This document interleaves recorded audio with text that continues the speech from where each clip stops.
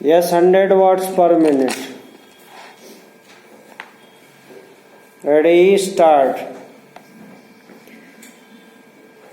अभी कुछ दिन पूर्व महंगाई तथा अन्य समस्याओं पर विचार करने के लिए दिल्ली में प्रधानमंत्री मोरारजी भाई द्वारा आयोजित मुख्यमंत्री सम्मेलन इस निर्णय के साथ संपन्न हुआ कि जमाखोरों एवं मुनाफाखोरों के विरुद्ध राज्य सरकारें वर्तमान कानूनों से ही कठोर कदम उठाएं।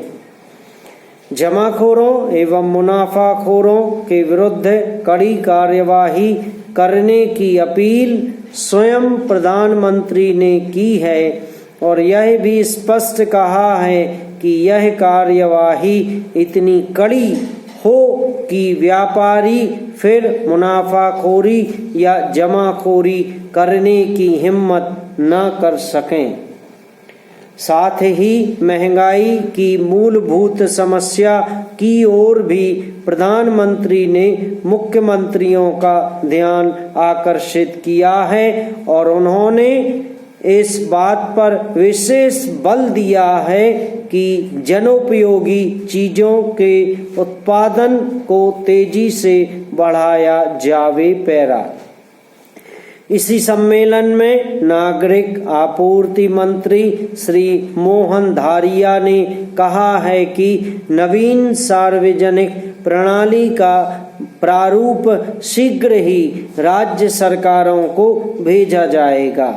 इस सम्मेलन में देश की आंतरिक व्यवस्था पर भी चर्चा हुई।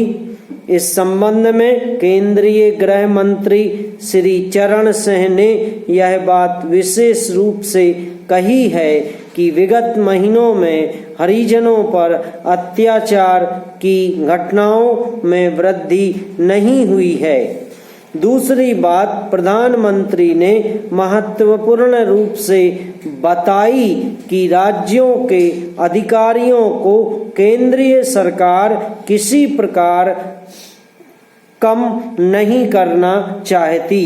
उनका कहना था कि जिस प्रकार दृढ़ केंद्र की जरूरत है उसी प्रकार राज्यों में सरकारों का स्थायित्व आवश्यक है। प्रधानमंत्री ने विशेष रूप से उन राज्यों को आश्वस्त करने के लिए ही यह बात कही है जहां गैर जनता सरकारें हैं। पैरा इस सम्मेलन में सीमा कानून को फिर प्रभावी बनाने से इनकार कर दिया गया क्योंकि गत 19 महीनों के आपातकाल में यह कानून बुरी तरह बदनाम हो चुका है।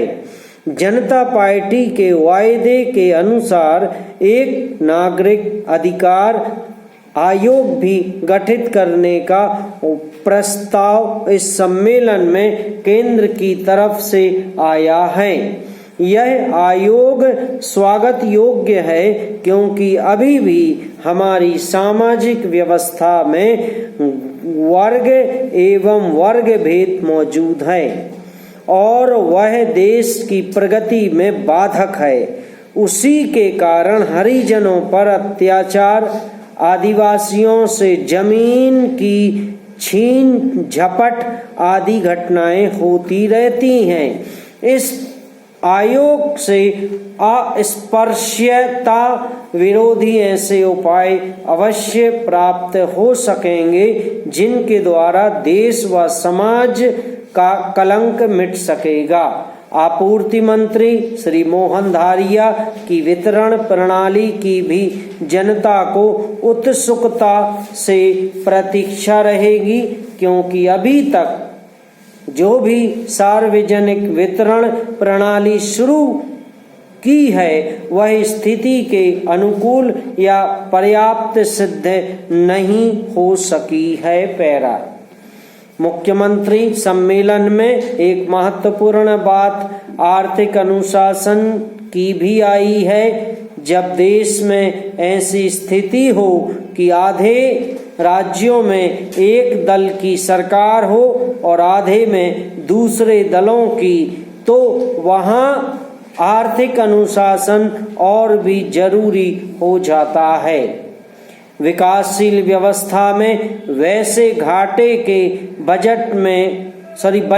बजट से बचा नहीं जा सकता, क्योंकि घाटे की व्यवस्था एक सीमा तक ही होनी चाहिए। यदि राज्य सरकारें अपने बजट को राजनीति से प्रेरित कर भारी घाटे वाले बनाती हैं तो हमारी अर्थव्यवस्था ही असफल हो जाएगी।